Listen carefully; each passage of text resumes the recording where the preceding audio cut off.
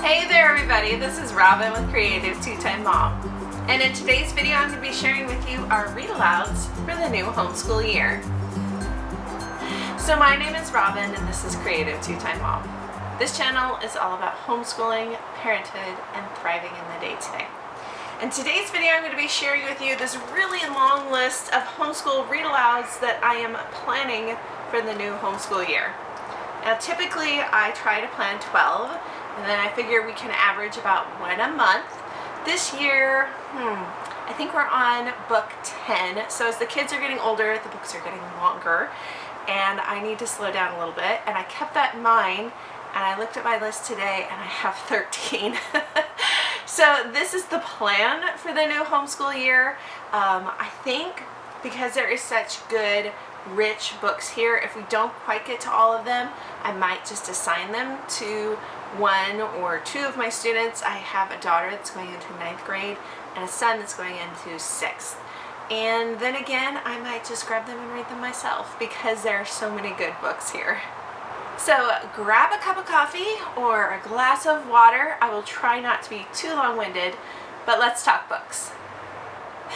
So I have a couple of themes going on in my read aloud list this year. I didn't necessarily notice it until I was compiling all of them, and then I thought, oh, that was funny. I didn't even think about it. The first theme that is in our list this year is historical fiction. Now we use Story of the World as our history curriculum, and we are in medieval history this year. So I'm always looking for novels that will bring that time period to life. So we'll start there because these are really what take priority in our list. If we don't have time to get through all of our reading, these are books that I absolutely make sure they make it into our schedule.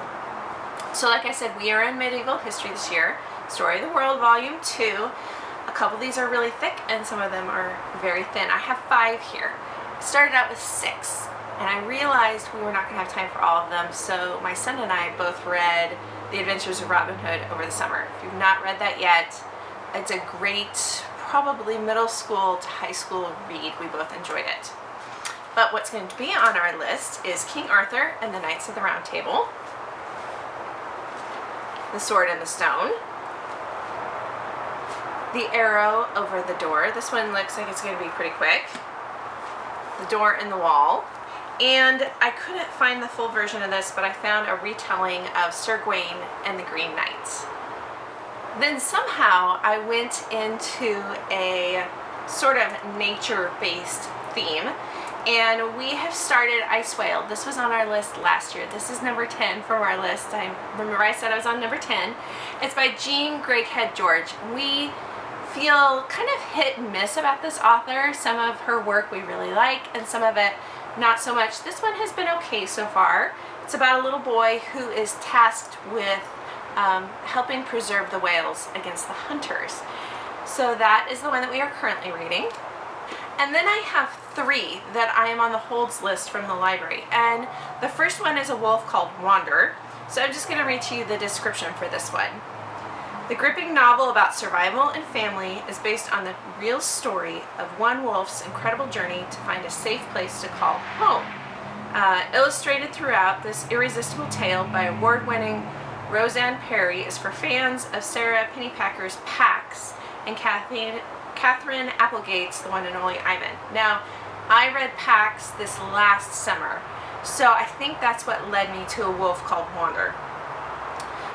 The one after that is nature-based was Echo Mountain, and I've had this on my list for quite some time. I've heard good things about it.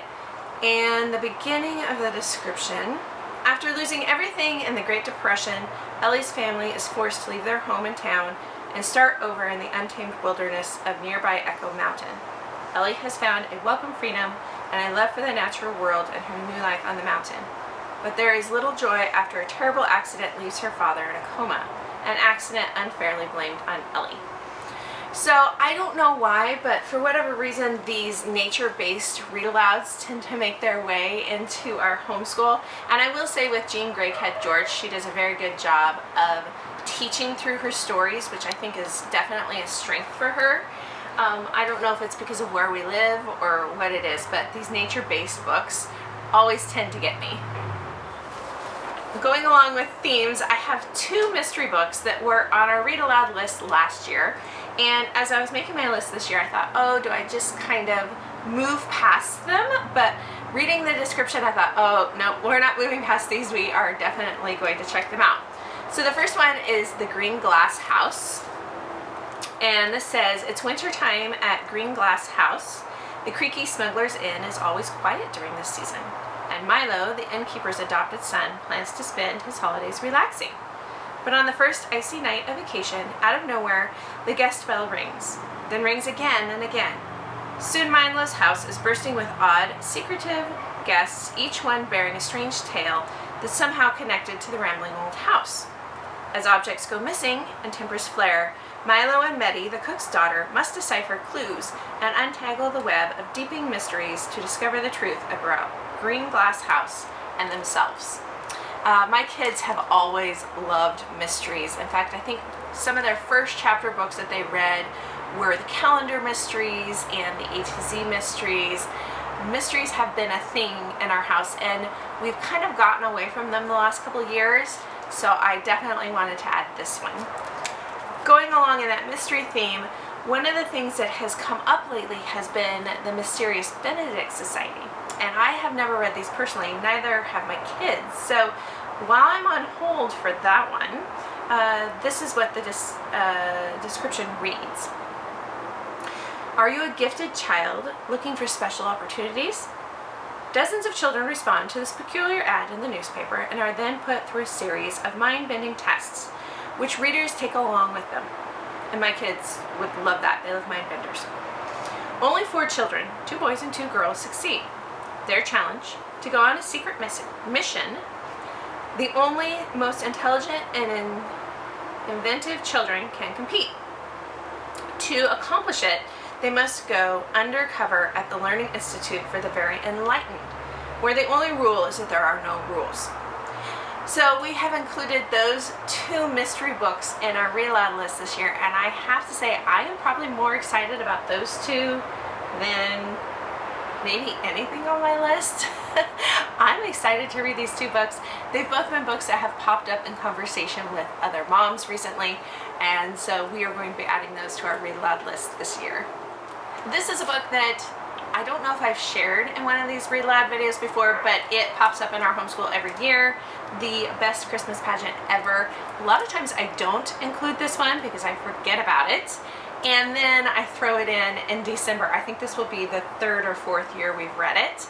If you are particular about what your kids read, you will be turned off in the first couple of chapters. When I first read this to my kids, I could not stand some of the behaviors that were in this book, but then it comes in around to redeem itself. Typically in December, we do what we call a picture book advent, and I will get picture books from the library and we'll read one every night. And so we don't do a read aloud, but this one pops up. It comes to December, and I think, oh, that's okay, we'll take the year off. I'm not really into reading it this year, and somehow either I get this desire to read it again or the kids do. So I thought, oh, I'm just going to include it this year. This is super quick. I think it's only like 10 chapters, less than 100 pages. Sometimes I put it in morning basket, and it just always ends up being read. Now, this last theme in our Read Aloud list surprised even me. I wasn't expecting it, but I ended up with 2 books about mice. I don't know, I have no interest in mice, but these have both been on my Read Aloud list for a while, and somehow they both ended up getting incorporated this year. So the first one is called Word of Mouse. This is by James Patterson and Chris Grabenstein. Now, Chris Grabenstein writes the Mr. Limoncello books, which are mysteries, and they're very literature based, and we love probably the first 3 in that series. The first one is very, very good. Then they kind of get a little slapstick. But that series is one of our favorites. So when I saw the authors, I thought, oh yeah, we're going to grab this. Raised in a laboratory, Isaiah is extremely smart, but scared of everything. One day he manages to escape the horrible lab and is forced to leave his family behind. All alone now, Isaiah has to learn to survive in the outside world, with its real predators, real friends, and some really great people food. When he meets a girl who is as unusual as he is, Isaiah soon learns that even someone as small and as frightened as he can have the power to change the world. And I thought, what a cute story. Definitely want to read this one as my kids are transitioning into that older age. I want to make sure that we squeeze this one in before they get too much older. And then we have The Mouse with the Question Mark Tail. This is by Richard Peck, and we read his book with, I can't remember what it was called, but the mice were on the ship and they're traveling.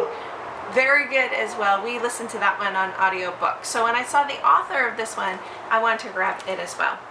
There is a small inkling in the back of my mind that we may have listened to this on audio before, but I don't remember what happens, so we're adding it to the list. The smallest mouse in Buckingham Palace is such a mystery that he doesn't even have a name, let alone a parent. His Aunt Marigold merely sews him a fine uniform to wear to the Royal Mews Mouse Academy, where they call him Mouse Minor. Not really a name. But he breaks 2 rules that one would do. And he's soon rushing for his life through the palace grounds in search of his future. It just sounded like a fun adventure story. My kids are at the age where anything adventurous they love and we all definitely engage with. So that's it. That's our read aloud list for the new homeschool year. Like I mentioned, I have a 9th grader and a 5th grader. Some of these are historical, some of them are books that we would probably transition out of in the next couple of years. So I want to make sure that we get into them now, especially the mice books. It's a pretty ambitious list, but I know that there are things in here that we definitely don't want to miss. Leave me a comment down below and let me know, is there anything else here that you would like to hear about? Oh, and come back, because at the end of every month, I share with you all the books that I read, but I always include our read alouds with the kids, so you get to hear what we actually thought about these books. Were they good? Were they worth our time? Or were they ones that you should probably pass on? I hope you guys enjoyed this video, and we'll see you next time. Bye, guys.